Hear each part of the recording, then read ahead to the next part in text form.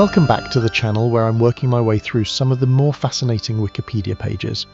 Today I'll be delving into the Battle of Hastings, a pivotal moment in English history that took place on the 14th of October 1066. This wasn't just any old medieval skirmish. It was the battle that changed the course of English history, language and culture for centuries to come. Now, I've always been fascinated by the way seemingly small events can snowball into massive historical changes. The Battle of Hastings is a perfect example of this. It wasn't just a clash of armies, but a collision of cultures that would reshape England's future. But before we dive into the battle itself, we need to understand the context that led to this momentous confrontation. I'm ready to venture my life in upholding my rightful claim to the crown of England.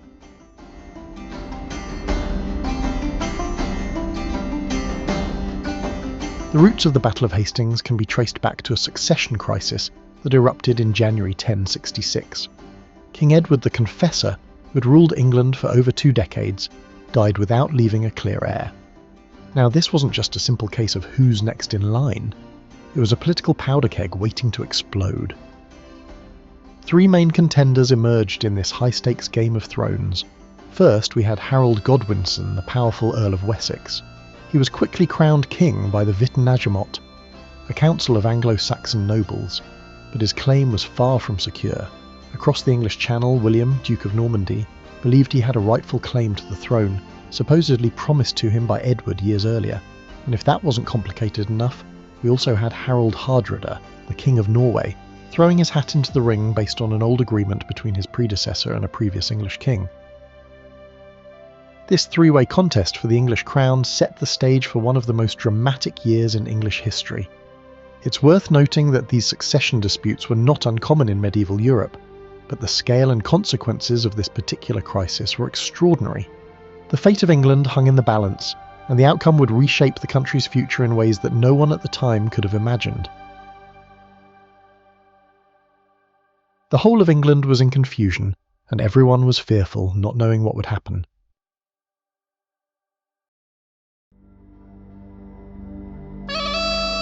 While William of Normandy was preparing his invasion force across the Channel, Harald Hardrada of Norway struck first. In early September 1066, he led a formidable fleet of over 300 ships to invade northern England. This wasn't just a raiding party, we're talking about a serious attempt to conquer the kingdom. Harold's forces were bolstered by none other than Tostig Godwinson, the exiled brother of King Harold. This family drama added another layer of complexity to the already tangled web of claims and counterclaims to the English throne. The Norwegian army scored an initial victory at the Battle of Fulford on the 20th of September, defeating a northern English army and occupying York. However, King Harold wasn't about to let his kingdom slip away without a fight. In a remarkable feat of medieval logistics, he force-marched his army north from London to confront the Norwegian invaders. The speed of Harold's response caught Harald Hardrada completely by surprise. On the 25th of September, just 5 days after Fulford, Harold's army smashed into the Norwegian forces at the Battle of Stamford Bridge. It was a victory so complete that of the 300 ships that had come, only 24 returned to Norway. The battle was a decisive victory for the English. Both Harald Hardrada and Tostig were killed, and the Norwegian threat was effectively eliminated. It was a stunning turnaround, and for a brief moment it must have seemed to Harold that he had secured his throne.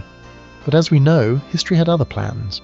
Even as Harold was celebrating his victory in the north, William of Normandy was preparing to launch his own bid for the English crown.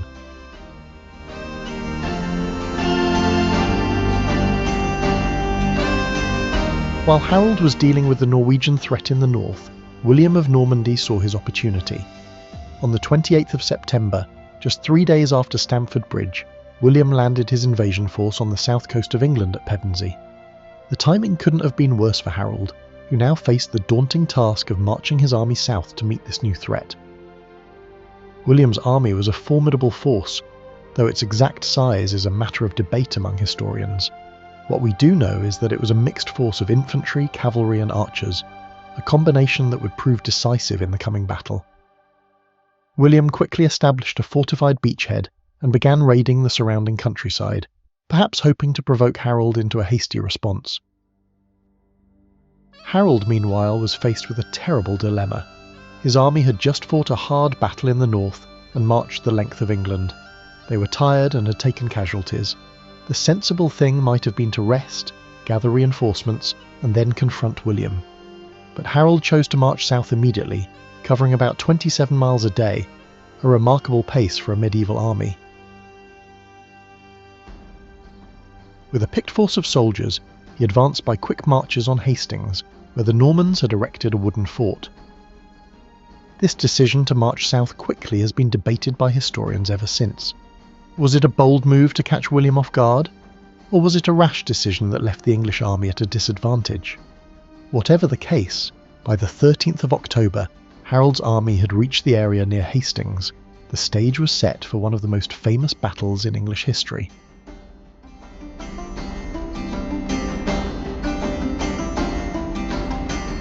On the morning of the 14th of October 1066, the two armies faced each other on a hill known as Senlac, about 7 miles northwest of Hastings. The English had taken up a strong defensive position on the top of the hill, forming their famous shield wall. This tactic, which had served them well against the Norwegians, involved the front ranks locking their shields together to create a nearly impenetrable barrier. William's army, on the other hand, was arrayed at the bottom of the hill in 3 divisions. On the left were the Bretons, in the centre the Normans, and on the right the French. Each division was composed of archers in front, then infantry, and finally cavalry. This mixed composition of William's army would prove crucial as the battle unfolded. The battle began around 9 a.m. with a barrage from the Norman archers. However, the uphill angle meant that many of their arrows either bounced off the English shields or flew harmlessly over their heads. This ineffective start must have been frustrating for William, but he wasn't about to give up so easily. The air was filled with arrows, and the earth seemed to move beneath the feet of the combatants. Next, William sent his infantry up the hill to try and break the English line, but the shield wall held firm, and the Normans were forced back down the slope. This pattern would repeat itself several times throughout the day, Norman attacks being repulsed by the solid English defence. As the hours wore on, it must have seemed to both sides that this could go on indefinitely, but as we know, one side would eventually have to break.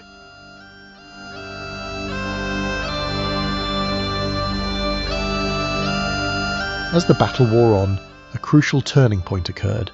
A rumour spread through the Norman ranks that Duke William had been killed. This could have been disastrous for the Norman army, potentially leading to a full-scale retreat. However, William, showing the leadership that had brought him this far, rode through his troops, lifting his helmet to show his face and rallying his men. This moment of crisis led to a change in Norman tactics. Whether by design or accident, the Normans began to use a feigned retreat. They would pretend to flee, encouraging the English to break ranks and pursue them, at which point the Normans would wheel around and cut down their pursuers. This tactic was used several times throughout the afternoon, gradually wearing down the English forces. The Normans, seeing that they could not overcome the English by strength alone, resorted to stratagem. As the day wore on, the English army began to weaken. The repeated Norman attacks, combined with the feigned retreats, had taken their toll. The shield wall, so effective in the morning, was becoming patchy and fragmented. It was at this critical juncture that King Harold was struck down, possibly by an arrow to the eye, although the exact manner of his death is disputed by historians. The death of Harold was the final blow to the English cause. Without their leader, and with their formations in disarray, the English army began to collapse.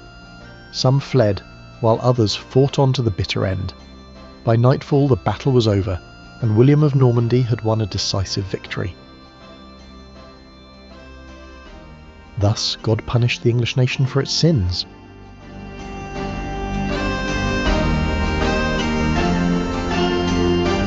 The immediate aftermath of the battle was of course devastating for the English. Harold's brothers Gurth and Leofwine had also been killed, leaving the English without clear leadership. William, however, did not immediately march on London. Instead, he consolidated his position on the south coast, perhaps wary of the fate that had befallen Harold Hardrada. Over the next few weeks, William systematically subdued the south of England. The remaining English nobles, realising their position was hopeless, offered him the crown. On Christmas Day 1066, William was crowned King of England in Westminster Abbey. The Norman Conquest was complete. At length the day of the Nativity of our Lord dawned, and William was crowned by Archbishop Ealdred. The long-term consequences of the Norman Conquest were profound and far-reaching. The old Anglo-Saxon aristocracy was almost entirely replaced by Norman nobles. A new feudal system was introduced, along with Norman architecture. Think of all those stone castles that still dot the English landscape. Perhaps most significantly for us today, the Norman Conquest had a massive impact on the English language, introducing thousands of French words that we still use. The Battle of Hastings remains one of the most significant events in English history.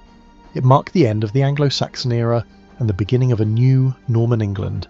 Its effects can still be felt today, nearly 1,000 years later, in our language, our legal system, and even in the very landscape of England. The Norman Conquest was, for the time, as near as may be to the total conquest of one people by another.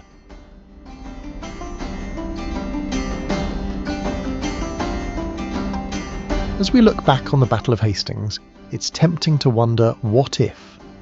What if Harold had waited longer before marching south? What if he'd survived the battle? Could the course of English history have been different? These are fascinating questions to ponder, but ultimately we must deal with what did happen, not what might have been.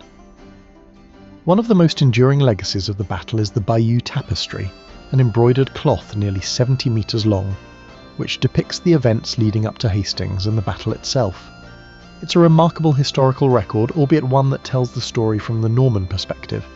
The tapestry has become one of the most famous artefacts of the medieval period and continues to fascinate historians and the public alike. The Bayeux Tapestry is one of the supreme achievements of the Norman Romanesque. Today the site of the battle is marked by Battle Abbey, founded by William supposedly on the spot where Harold fell.